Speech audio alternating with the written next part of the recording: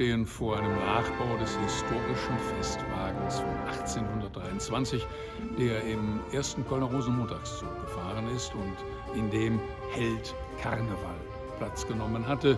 Die Figur, die sich damals die Organisatoren des Rosenmontagszugs ausgedacht hatten, in der Tradition der Karnevalskönigreiche, der zunächst König Karneval heißen sollte. Das gefiel aber dem preußischen König nicht, also wurde daraus ein Held.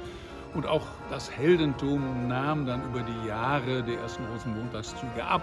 Figur wurde ersetzt durch Hans Wurst und andere. Aber wir feiern 200 Jahre Kölner Karneval und im ersten Jahr war es der Held Karneval.